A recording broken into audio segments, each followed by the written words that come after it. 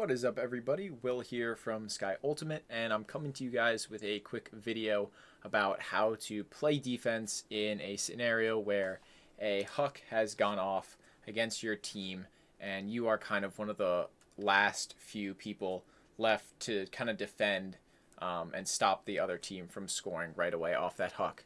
So this is going to be a really quick video, just going over the special kind of tips that you need to kind of just protect your own end zone in these scenarios and kind of force the other team to have to slow down, not just flow into the end zone and actually run a proper end zone set, which is, of course, a good opportunity to get some turnovers and get the disc back for yourself. So, like I said, we just want to stop them from scoring right away. So, in this little diagram I have here, the disc is in white. All these players in green are offensive players, and the players in gray are in defense, just for reference. And I'm going to refer to them by number. The disc being one is just the disc. So, in general, as with any defensive scenario, good defensive principles, especially as far as person defense, are always important. So things like, protecting the end zone, that's the main space we want to protect, of course. If they kind of go back for a reset pass, that's a much lower risk space for us because they haven't scored yet, and pretty much anything that isn't scoring is essentially equivalent as far as we're concerned as the defense here. You want to be staying in a low, balanced position, ready to react in a small space. Getting beat by one step is basically the same as getting beat by 2 or 3 steps. Not that you should give up if you get beat by one step, but you really have to be fast to react if your matchup decides to move. You want to protect especially the open side with your body. We're going to cover some scenarios where the break side is also a risk space too, but mainly you want to protect that easy throw to kind of like the front side, like the front cone or the open side of the end zone, mostly with your body. So placing your body between that open side and your matchup is going to be really important. And of course, you have to stay aware of where the disc is positioned. If the disc swings, obviously you have to orbit and kind of adapt so that the player can't just cut off the movement of the disc and get wide open. But some of that's for a different special video. This is just for the specific scenario because, of course, Elliot asked about it. So here we go. Let's just kind of describe the situation here. So we've got number one, just caught a Huck. We're going to assume it's force flick here. So I'll get my little pen out. So flick Huck has just gone off to number one. One has the disc, and we'll say our defender number one is kind of in a good spot, right? They're maybe not already on the mark, but they're close enough to where they're not way behind the play. This isn't like a wide open catch. And we've got these two offensive players, number two and number three, kind of trailing the play, but not too far behind, right? So here we go. So what we want to look for first is what's called a drop. So a lot of times you'll hear people from the sideline yelling this if you're on defense in this scenario. And so what drop means is, as number one here, our main goal, our main threat is not the player with the disc. The person with the disc, obviously, since they have the disc, cannot score, right? They can't get into the end zone. So the first thing that number one should be looking at is number two. Number two is the first player that's actually going to be able to present a scoring threat in this position. So if number one, he or she looks at offensive player number two, and if offensive player number two is even slightly ahead of this defensive player, so even if number two offensive player has a one step on defensive player number two, then this is an advantage that they can just kind of use to have a little foot race and get this disc into the end zone. And obviously that is not good for us as the defense. So when we drop, we're going to come off the mark, because again, we don't need to mark this player if there's no offensive threats in front of them. And we're going to get a switch where number two now doesn't have to chase offensive player number two and can instead set a mark, while defensive player number one has much better positioning, is already in the end zone, and can already easily react to anything number two does, because of course number two is coming into the end zone while number one is already positioned here, if that makes sense. So I'll draw that again and we'll play it in live speed. Number one kind of drops, picks up number two as they're coming through, and then defensive defender number 2 just kind of gets onto the mark.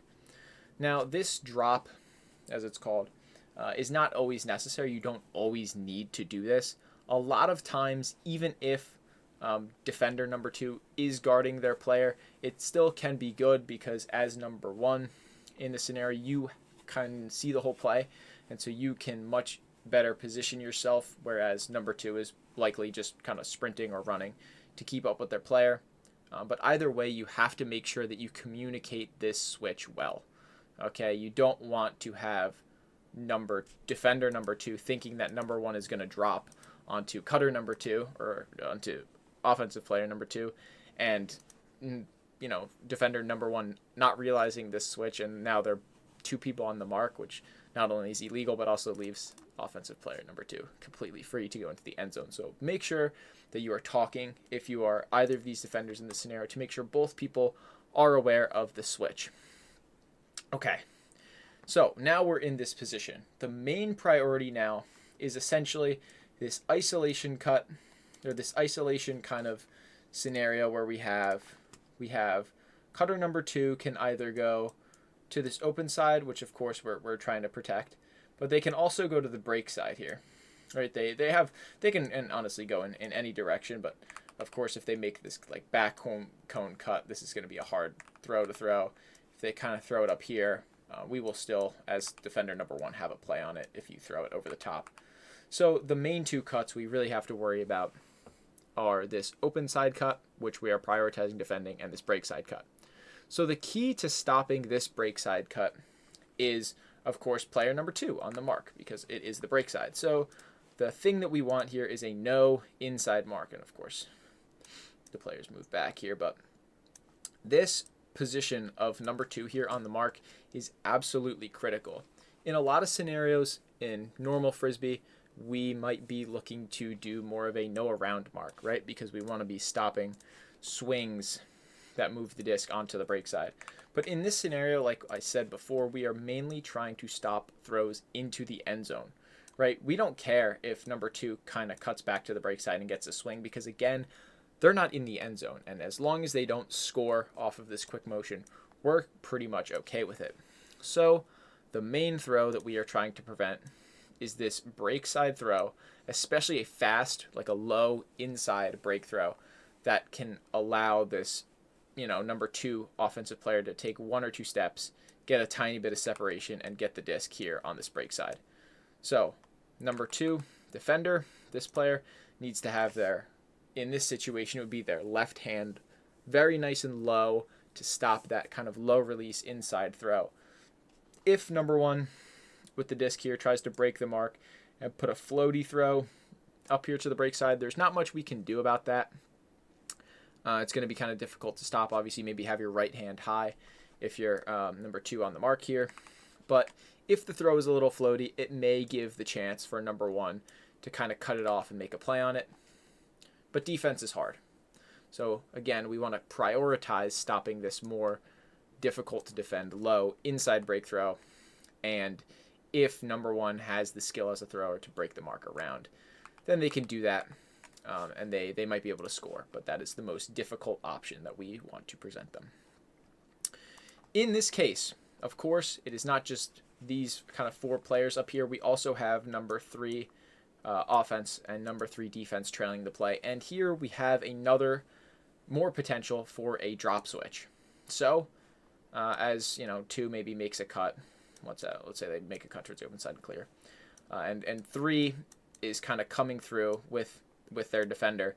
Number 2 can recognize, hey, I'm in the exact same position that number 1 was earlier, and 2 now can look for a switch onto number 3 offensive player, because again, already in a great spot defending the front open side of the end zone, not in as great of a spot, maybe tailing this player, or maybe just trying to run even with them and just try to keep up. Now number 3 can come in, get on this same nice tight inside mark, and as number 3 kind of pushes through to make their cut into the end zone, number 2 is now in perfect place to defend this. So that is, again, you don't need to do that drop switch, or what I'm calling a drop switch. Again, usually if you're on the field or on the sidelines, that is the kind of the call that you will hear is people saying drop, just to kind of remind you to look for that switch. But you don't need to do it. Make sure you communicate it well, of course, but that will usually give you the best positional advantage to defend these most dangerous cuts that kind of come from this middle area at the front of the end zone.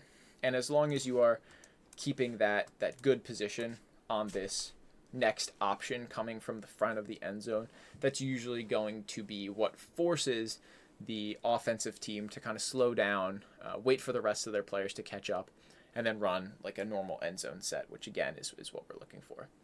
And the last thing that I need to mention about any scenario like this, and possibly one of the most important things, especially if you are not one of these 3 defenders that are most immediately involved in the play, on any offensive cutters or players that are immediately trailing this huck that goes up. If you are, let's say, one of the handler defenders down here at the bottom of the screen, like not even shown on the screen right now, or if you're just a defender of an offensive player who isn't really trying to catch up to the play that hard, no matter whether your player is trying to get involved in the play or not, you need to absolutely hustle your ass off. Get down the field, get yourself into this end zone scenario. If we have a couple other defenders kind of clogging these throwing lanes to get it into the end zone, this absolutely completely shuts down the offense. You can poach in certain areas and maybe even get a turn if you're able to do it sneakily, or you can just kind of stall the entire offense for long enough where the stall count might rise and they might not even be able to get a throw off. So again, even if your player is not trying to catch up and be involved in that last scoring play, you can absolutely be there to disrupt it, and that should always be your priority as a defense, making the highest effort possible play to kind of get that little bit of extra challenge onto the offense to stop them from scoring. So that's all I have for you today. Potentially more videos coming. Let me know if you have any other suggestions, but I hope that was helpful, and I'll see y'all in the next one. Peace.